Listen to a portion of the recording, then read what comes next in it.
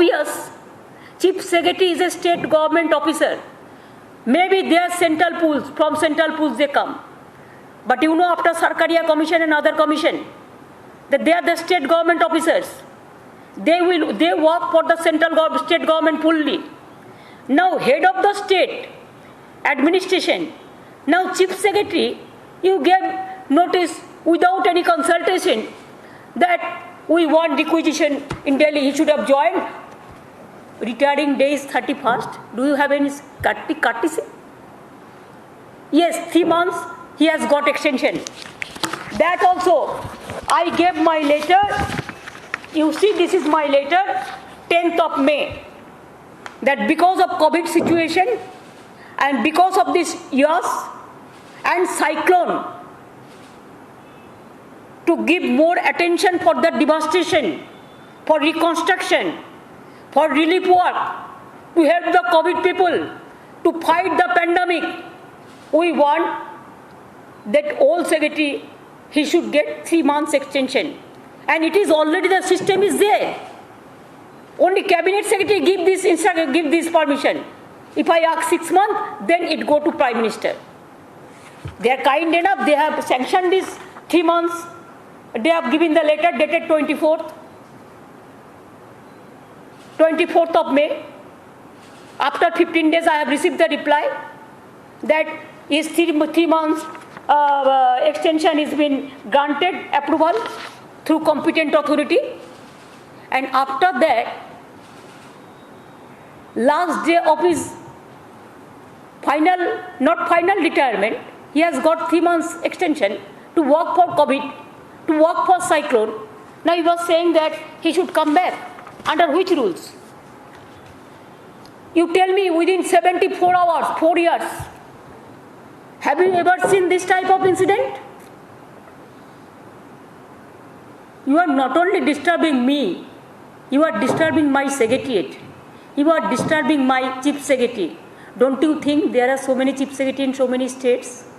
One humiliation, you can humiliate my chief secretary, but all the chief secretaries are being humiliated. Don't you think IAS, they have the lobby also? IPS, they have the lobby also? They are very much shocked.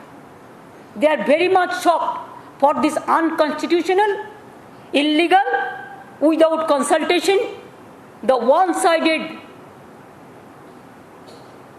to humiliate the chief secretary, to humiliate the chief minister, to humiliate my government.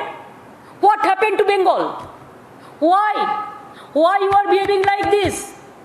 We have got landslide victory. That is only your worry. You have tried your best. What not you done at the time of election?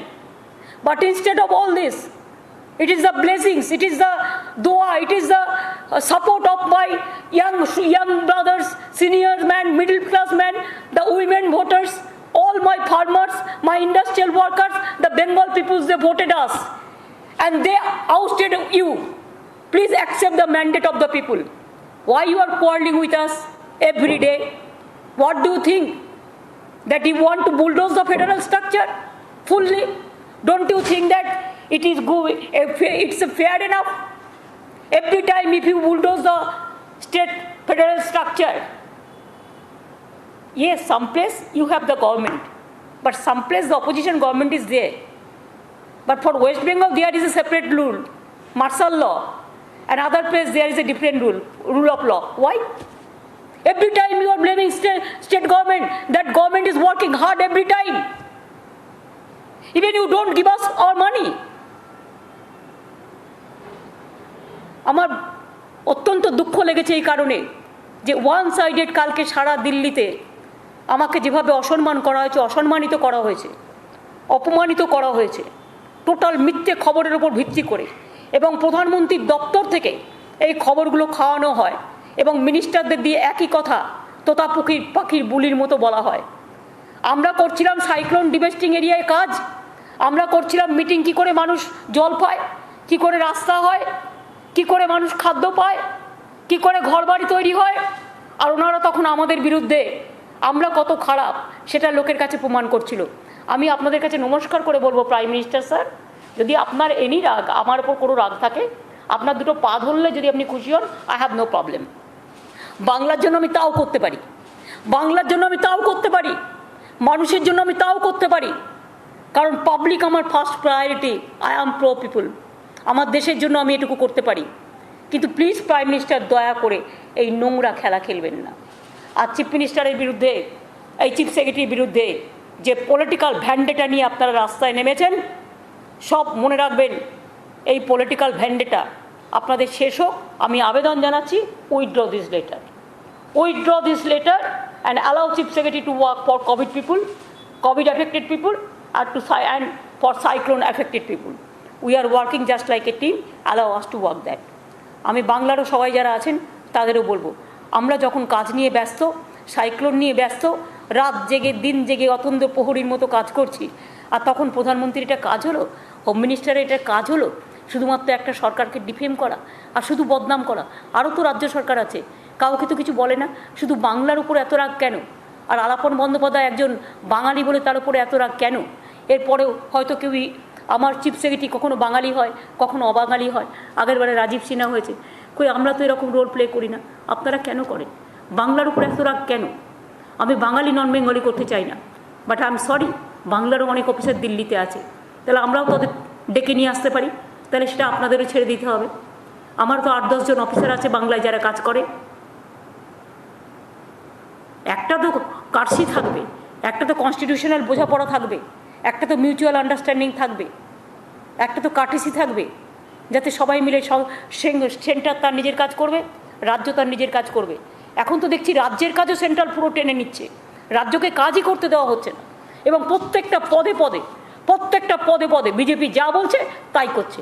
ইলেকশনের সময়ও আপনারা দেখেছেন কি না করেছে, প্রত্যেকটা agency দিয়ে আপনারা দেখেছেন কি না করেছে, এখনও কিভাবে করছে সেটাও আপনারা দেখতে পাচ্ছেন। তা সত্ত্বেও আমি এখনও মনে করি বাংলা আমার ফার্স্ট প্রায়োরিটি, বাংলা আমার লাস্ট প্রায়োরিটি, বাংলা আমার দিনের প্রায়োরিটি, বাংলা আমার রাতের প্রায়োরিটি। বাংলার মানুষকে আমি কোনো বিপদে ফেলবো না, এবং বাংলার মানুষ যাতে কোনো বিপদে না পড়ে তার জন্য পাহারাদার হিসেবে আমরা যেভাবে কাজ করছি আমরা করে যাব। এবং আমি মনে করি বাংলার সাথে সাথে সব রাজ্যগুলো, সব চিফ সেক্রেটারি যারা আছেন তাদের প্রতি we express hour full solidarity to all the chief secretaries of this country. We express all of our solidarity to all the IAS officers, all the IPS officers. They have a full respect. Please respect them. They work very hard. Don't forget they are working. Don't forget their sacrifice. I will appeal to you, Prime Minister and Home Minister, please don't do any political vendetta with the government IAS and IPS and Chief Secretary. Thank you.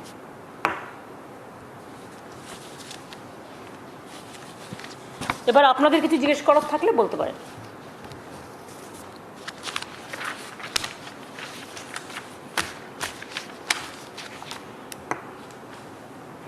এটাও রেখে দিন, ওইটা কোভিডের। আমি Covid নিয়ে শুধু একটা কথা বলি যে regarding COVID, daily positivity rate has also come down to the range of 18-19% from 33%। এটা রাজ্যের পক্ষে একটা ভালো সংবাদ, আপনারা সবাই সাহায্য করেছেন, এবং সাধারণ মানুষ সাহায্য না করলে এটা হতে পারে না। 33% থেকে 18-19% নেমে এসছে, এবং আমরা মনে করি যে আরও 15 দিন যে বিধিনিষেধগুলো যদি আমরা মেনটেন করতে পারি তাহলে আরও ভালো হবে। আর second wave average death rate regarding second wave is around 0.56%, which is much less compare to 1.67 during the first wave. First wave থেকে সেকেন্ড ওয়েভে আমাদের এটা অনেক কম আছে।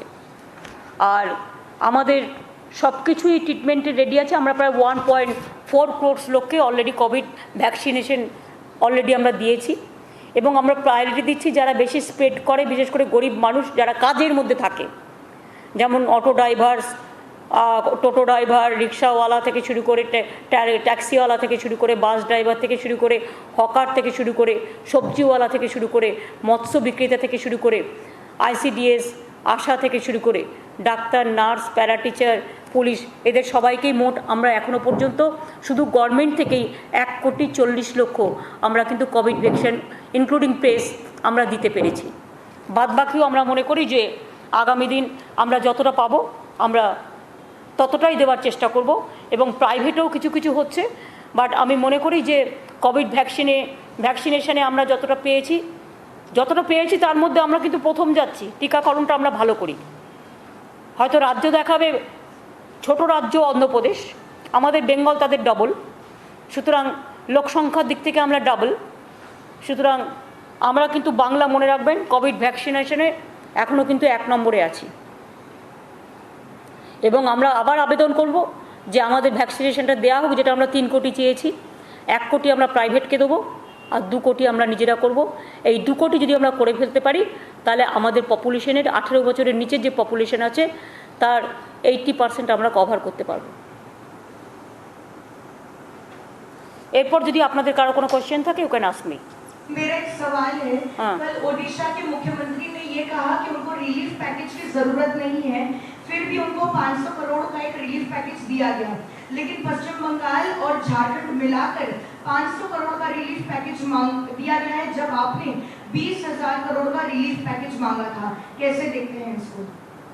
देखिए, मैं हिंगोलगंज, संदेशखाली सब एरिया भी देखा, मीनाखा, भांगर, और हम हरवा, हम आज भी देखा दीघा, खेजूरी, दो नंदीग्राम, सब एरिया। इतना डिवास्टेशन हुआ है, ज़्यादा डिवास्टेशन साइक्लोन का साथ जो हमारा भरा कोटल हुआ है, जो फ्लडेड हो गया है, जो आपको तूफानी आ गया, जो उसमें सुनामी का तरह तूफानी आ गया, इसमें फ्लडेड हो गया पूरा एरिया। इसमें हमारा बहुत सारे लैंड, हमारा बहुत सारे एग्रीकल्चरल लैंड, हमारा फिशरीज, हमारा एनिमल हस्बेंड्री, हमारा पावर डिपार्टमेंट, हमारा पीएचई डिपार्टमेंट, हमारा लैंड डिपार्टमेंट, सबसे ज़्यादा बहुत सारे नुकसान हुआ है। इसके लिए अभी तक तो पानी में डूबा है सब, आज भी मैंने देखा है।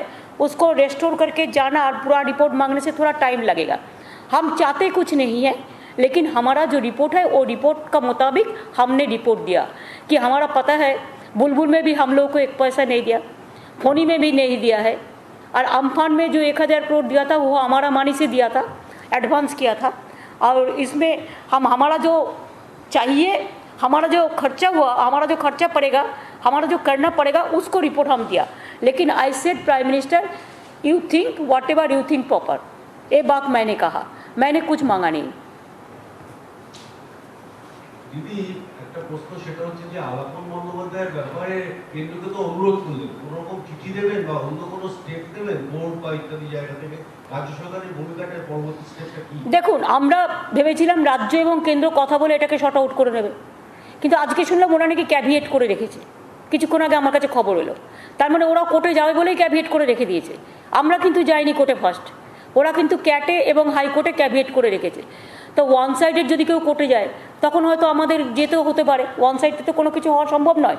তবে আমি এখনও মনে করি যে শুভবুদ্ধি, let the good sense prevails, এবং আলাপন বন্দ্যোপাধ্যায়ের বিরুদ্ধে সারা জীবন যে ছেলেটা এত কাজ করেছে, যার বিরুদ্ধে আজ পর্যন্ত কোনো কমপ্লেন নেই, কোনো ডিসঅনেস্টির কোনো কমপ্লেন নেই, এবং সবচেয়ে ভালো কাজ করেছে, সে একদিন আপনাদের সংবাদ জগতে ছিল বলে তার কথাবার্তা সুমধুর, মিষ্টি, এবং সে নিজেও, তার ওয়াইফও, তার পরিবারও আপনারা জানেন নীরেন চক্রবর্তী।